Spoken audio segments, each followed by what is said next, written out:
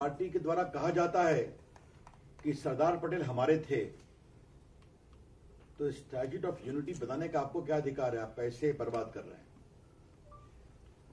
आजकल राहुल गांधी जी हर मंदिर जा रहे हैं, कहीं अपने को शिव भक्त, कहीं अपने को राम भक्त कह रहे हैं, और वहीं उनके एक वरिष्ठ नेता चिदम्बरम जी ने कहा है कि जब कुछ विकास नहीं हुआ तो अब फिर मंदिर की बात हो रही है और बड़े बड़े जायंट स्टैच्यूट की बात हो रही है।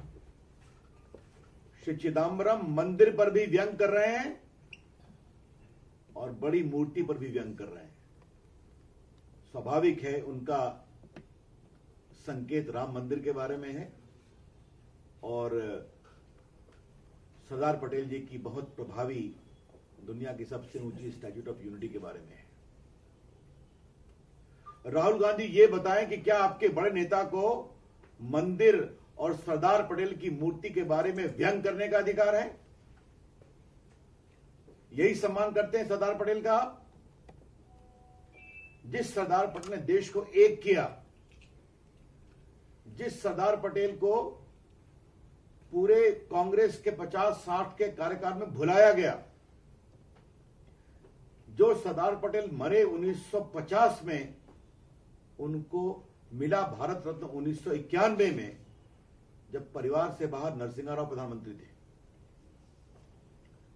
आज मुझे गर्व है, पूरे देश को गर्व है, दुनिया को गर्व है, भारतीयों को, कि मोदी जी की अगुवाई में दुनिया की सबसे बड़ी मूर्ति भारत के इस महान एक सूत्र में जोड़ने वाले सरदार पटेल के लिए बनी है। तो मैं चाहूंगा राहुल गांधी जी मंदिर जाने का स्वांग बंद करें और उनके बड़े नेता मंदिर पर बड़े बड़े व्यंग करें। ये नहीं चलेगा। और सरदार पटेल जी के बारे में जो चिदम्बरम की टिप्पणी है वो बहुत ही शर्मनाक है, उसकी हम भर्त्सना करते हैं और मैं उम्मीद करूंगा सोनिया जी और राहुल गांधी इसके लिए खेद प्रकट करेंगे। ये हमारी अपेक्षा अवश्य है। ये देश को बताना जरूरी है कि परिवार यानी इंदिरा जी, नेहरू जी, राजीव गांधी, संजय गांधी के नाम से भारत में 11 भारत सरकार की योजनाएं, राज्य की योजनाएं 52 है, 52। उसके बाद जो स्पोर्ट्स टूर्नामेंट है वो 28 है, स्टेडियम 19 है, एयरपोर्ट 5 हैं, यूनिवर्सिटी एजुकेशनल इंस्टीट्यूशन 10 हैं, अवार्ड 17 हैं। तो नेहरू जी, इंदिरा जी, राजीव गांधी जी, संजय गांधी जी के नाम पर सैकड़ों चल सकते हैं और एक सरदार पटेल की बड़ी मूर्ति बनती है जिसे स्टैच्यू ऑफ यूनिटी कहा जाता है, तो उस पर इतनी बड़ी टिप्पणी। मैं समझता हूं कि सरदार पटेल का इससे अधिक बड़ा कोई अपमान हो नहीं सकता है। अब उनके नेता खरगे साहब उससे भी आगे चले गए हैं। भारत के लोकप्रिय प्रधानमंत्री आदरणीय मोदी जी को वो हिटलर बता रहे हैं। मुझे बड़ा आश्चर्य हुआ। हिटलर की भाषा इंदिरा गांधी बोलती थी इमरजेंसी के समय में, अब खरगे साहब बोल रहे हैं। जो खरगे साहब परिवार की अनुमति के बिना अपना एक कदम आगे नहीं बढ़ा सकते राजनीति का, वो हमारे ऊपर इस तरह के आरोप लगा रहे हैं जो बिल्कुल लोकतांत्रिक प्रकार से चलते हैं, हमारी पार्टी, हमारी सरकार। तो ये कांग्रेस की हताशा है। मैं समझता हूं हार सामने दिखाई पड़ती है तो हताशा बार बार आती है। खरगे जी, आप पुराने कांग्रेसी आलोचना करिए, लेकिन आप सदन में बार बार मर्यादा की बात करते हैं, तो आपने किस मर्यादा का पालन किया है भारत के प्रधानमंत्री के खिलाफ इस तरह की ओछित टिप्पणी करके? ये मैं आपके विवेक पर छोड़ता हूं। ये भर्त्सना योग्य है और हम इसकी भर्त्सना करते हैं।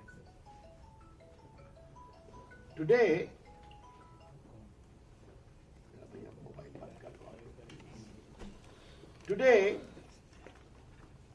we are witnessing a classic hypocrisy in the conduct of Congress party. While Mr. Rahul Gandhi, its national president, is visiting temples after temples, trying to portray him both as a Ram Bhakt and a Shiv Bhakt, and also invoking his Brahmin lineage for the first time. His another senior leader, Mr. Chidambaram, has tweeted to mock temple and also big statutes. Obviously, Mr. Chidambaram is mocking at the Ram Temple initiative and also the grand Statue of Unity, which was inaugurated recently by the Prime Minister. When this statue was being inaugurated, Congress party claimed Sardar Patel is theirs. How is Narendra Modi and the BJP seeking to appropriate it? Mr. Rahul Gandhi, today you need to answer. How do you respond to this utterly irresponsible and very provocative tweet of Mr. Chidambaram, designed to lower the esteem of Sardar Patel and also the Ram Temple movement? His tweet is in public domain. Let us not forget, Sardar Patel was almost sidelined in the nearly 58 years of the family rule. He died in 1950, the great unifier of India, was given the Bharat Ratna only in 1991, after 41 years, when Narasimha Rao, not from the family, was the Prime Minister. Today, Mr. Chidambaram is seeking to mock that unity, that great unifier of India, the greatest Indians ever produced. It is regrettable. Rahul Gandhi, please respond.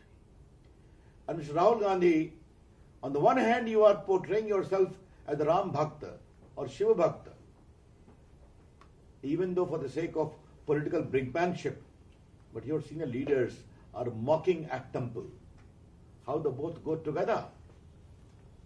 And by the way, the nation needs to know that as far as the family is concerned, there are 11 central schemes in the name of family members. Jawaharlal Nehru, Indira Gandhi, Rajiv Gandhi, come on, Sanjay Gandhi. There are 52 state schemes. There are 28 sports tournaments and trophies. There are 19 stadiums. There are 5 airports. There are 10 university and educational institutes. There are 17 awards. There are 9 scholarship and fellowships. There are 12 national parks, sanctuaries and museums. 10 hospitals and medical institutions.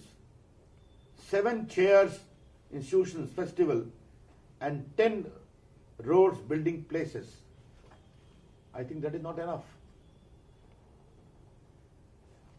Appropriating any kind of symbolism of the modern India is the plaque of the family members. And here is a case of one big statue from the greatest unifier of India, Sardar Patel, forgotten under the Congress regime, and today Chidambaram is mocking at him. That is regrettable. So Rahul Gandhi, the fake commitment to these icons, Sardar Patel, and also trying to become a Shiv Bhakt and Ram Bhakt, stands truly exposed by the way Mr. Chidambaram is seeking to mock at the temples. Please stop it. Don't play with the sentiments.